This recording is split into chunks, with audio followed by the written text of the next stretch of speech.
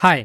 इस Iran Israel और America conflict में एक शॉकिंग चीज जो लोगों ने मिस कर दिया, ईरान ने लगभग अपने सारे पड़ोसी देशों पर मिसाइल और ड्रोन से हमला किया, सिवाय आर्मेनिया को छोड़ के। इस मैप को आप देखो, ईरान ने गल्फ कंट्रीज पर तो अटैक किया ही, उसने अजरबैजान और तुर्की को भी नहीं छोड़ा, पर उन दोनों के बीच में बसा आर्मेनिया, जो ईरान के साथ 44 किलोमीटर लंबी बॉर्डर शेयर करता है, उस पर एक भी अटैक नहीं किया।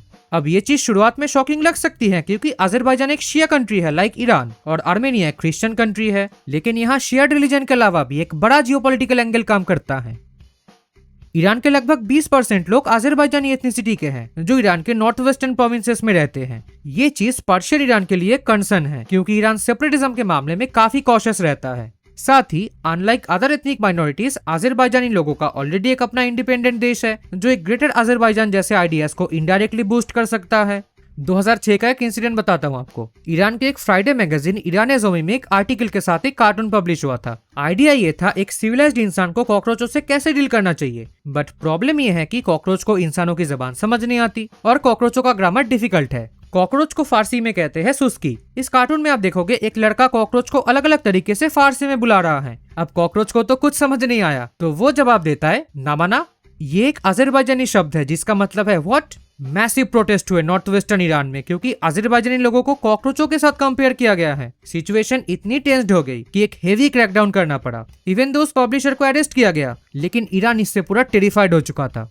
बैक टू 2020, अजरबैजान ने नागोर्नो काराबाख के 2/3 से भी ज्यादा हिस्से को ऑक्युपाई कर लिया। ईरान ने ऑफिशियली तो न्यूट्रलिटी मेंटेन किया, पर अंदर ही अंदर टेरिफाइड हो चुका था। और हम सब जानते हैं कि अजरबैजान के इजराइल के साथ काफी स्ट्रॉन्ग रिलेशंस है। अजरबैजान इजराइल से वेपन्स भी खरीदता है। ये चीज ईरान को और ज्यादा अनईजी कर देता है। 2020 का ही एक फनी इंसिडेंट बताता हूँ आपको। नागोर्नो काराबाख वॉर में विक्ट्री के बाद बाकू में आयोजित एक मिलिट्री पैराड में एर्दोगान शामिल थे, तो उन्होंने एक सोवियत एरा पोएट बख्तियार वहाबजादे की एक कविता का एक सेक्शन रिसाइट किया। कंटेक्स्ट ये है, अजरबैजान और आर्मेनिया एक समय कजार ईरान का पार्ट थे, लेकिन रूसो पर्शियन वॉर के बाद रशिया ने ट्रीटी ऑफ तुर्कमानचाई के थ्रू आरास रिवर के नॉर्थ वाले हिस्से को अपने कंट्रोल में ले लिया था। भयंकर बवाल हुआ इसके बाद ईरान के अंदर। हर तरफ से एर्दोगान को इतनी गालियां पड़ी कि उल्टा तुर्की ही इससे ऑफेंड हो गया।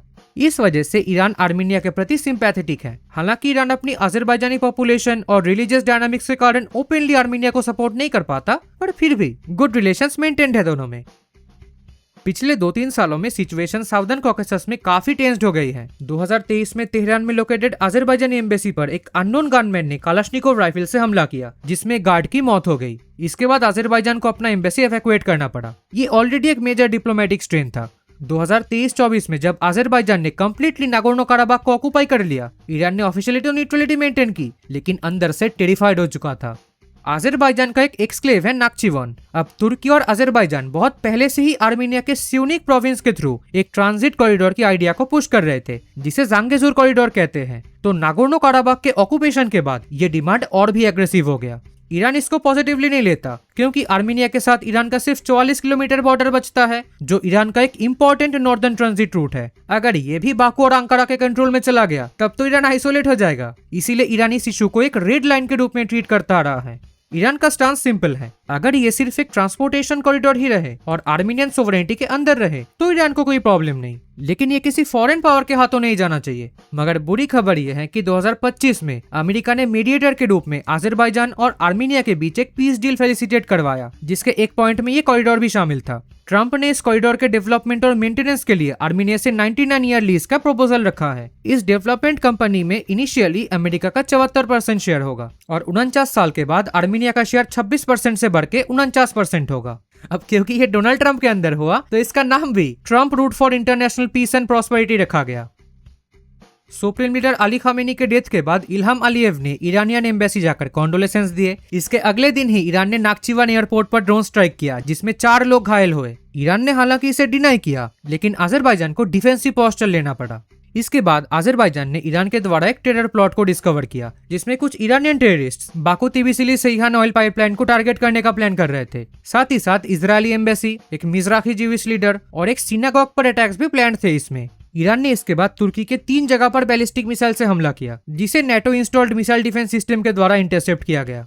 लेकिन इन दोनों के बीच में बसा आर्मेनिया पर एक भी आंच नहीं आई। उल्टा Iranian ambassador to Armenia Khalil Shirgholami ने कहा, Armenia security is our security. ये कॉमन फेनोमेनन है जियोपॉलिटिक्स में। छोटे और कमजोर देश जब चारों तरफ से बड़े देशों से घिरे हुए होते हैं तो उसे एक्सट्रीम न्यूट्रलिटी मेंटेन करनी पड़ती है। एक एग्जाम्पल देता हूँ। सोवियत अफगान वॉर के प्रोटेस्ट में सारे वेस्टर्न देश और कुछ मुस्लिम देशों ने 1980 मॉस्को ओलंपिक्स को बॉयकॉट किया था, बट फिनलैंड इसमें भाग लिया था। इनफैक्ट उसी साल United nation general assembly resolution ES 6/2 में जब इस इन्वेजन को कंडेम किया गया था, फिनलैंड ने एब्सटेन किया। यही चीज आर्मीनिया ने भी किया कुछ दिन पहले। दिसंबर 2025 से फरवरी 2026 के बीच जब ईरान में भयंकर प्रोटेस्ट और मैसेकर हो रहा था, तब कुछ ईरानियन लोग येरेवान में ईरानियन एम्बेसी के सामने हर रोज मार्क बार डिक्टेटर के नारे लगा रहे थे। ईरान ने इस पर आपत्ति जताई तो अगले दिन ही बरादरी निभाते हुए इन प्रोटेस्ट को रोका गया और 7 लोगों को डिटेन किया गया। सिर्फ यही नहीं, इस वॉर के दौरान आर्मेनिया ने ईरान को ह्यूमैनिटेरियन एड जैसे मेडिकल सप्लाईज भेजा। ईरान इससे इतना इम्प्रेस्ड हुए कि इसके बाद ईरान के फॉरेन मिनिस्टर अब्बास अरागची ने अपने एक सैंडल पर आर्मेनियन लैंग्वेज में एक पोस्ट करके येरेवान का शुक्रिया अदा किया। तो ये थी आज का वीडियो। उम्मीद करता हूँ आप सबको ये वीडियो पसंद आएगी। Thanks for watching.